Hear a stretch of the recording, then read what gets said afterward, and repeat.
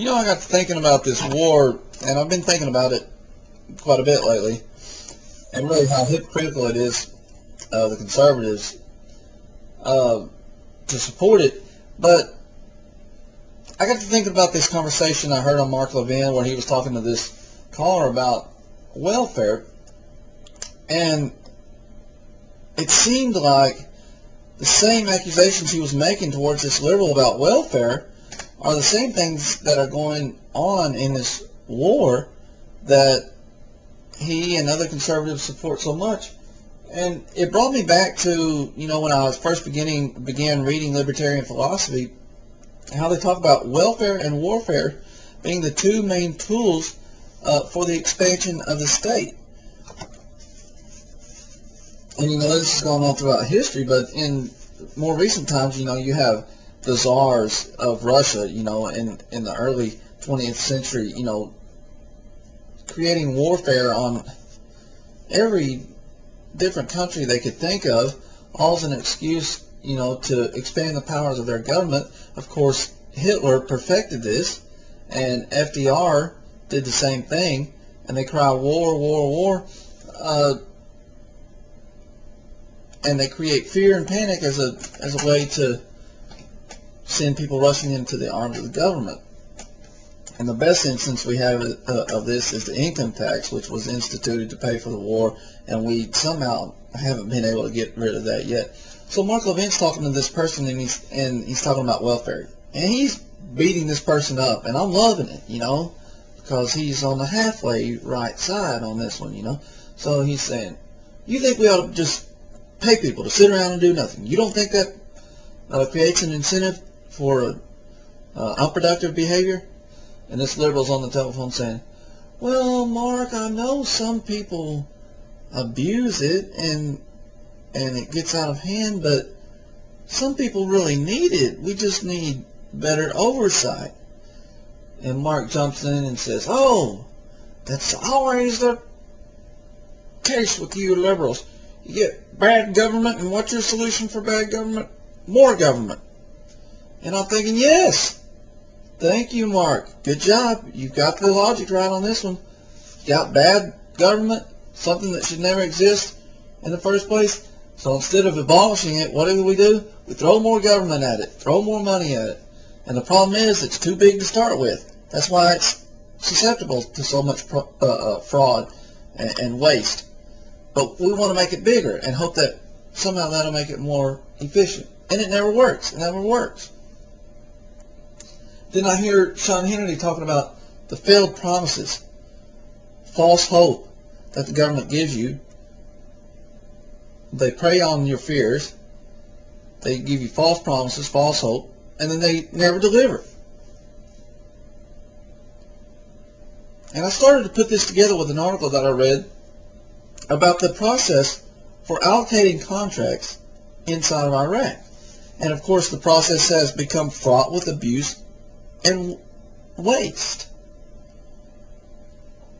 And I was reading an article that said President Bush had allocated $25 million for additional staff personnel to oversee the contract and bidding process. This is for personnel to oversee the process of awarding and administering these contracts. This is not the contracts itself. An additional $25 million because these people were overworked. They didn't have the staff to deal with the necessities of allocating money for these projects. And the office in charge of overseeing the contracts was requesting an additional $50 million. And Bush had only ponied up for 25 of that. And so here we are in a situation that we shouldn't be in. We're involved in something that is bad, and it's getting worse, and it's become full of fraud and abuse and waste. And Republicans that seem to have it right on one side of the spectrum will turn around and say, where government has gone wrong, what's our solution? more government. It's just in a different element. See, it's welfare on the side of the liberals. It's their favorite tool to use to expand the state. And it seems to be warfare and social issues on the side of the so-called conservatives. It's just another mechanism by which to expand the state. And we've been hearing, on the comparison to the Sean Hannity comment, we've been hearing the false promises and the false hope of what will be created in Iraq, a thriving democracy, a thriving economy, a U.S. ally, and it hasn't happened. They can't deliver on the promises that they've given us in order to engage in this activity. Just like they can't eliminate poverty, which is the reason they give for creating welfare. And they cannot create a strong, stable democracy in Iraq because governments cannot build countries. Only people make great countries. And the people within Iraq are fractured. And they're in discord. And they're not behind the purpose of creating a unified, growing, thriving democracy in Iraq. And so we're getting these same results that conservatives want to rail against.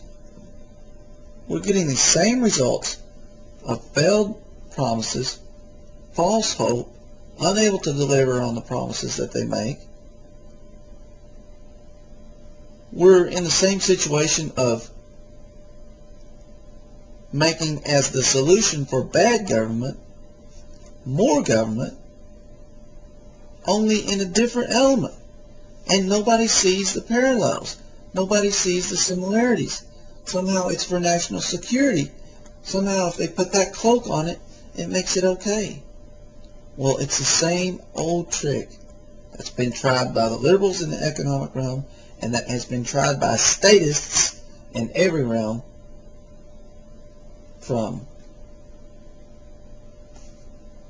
time immemorial. Throughout the course of written history, welfare and warfare are the favorite tools by which to expand the powers of the state. And many times, that's the only function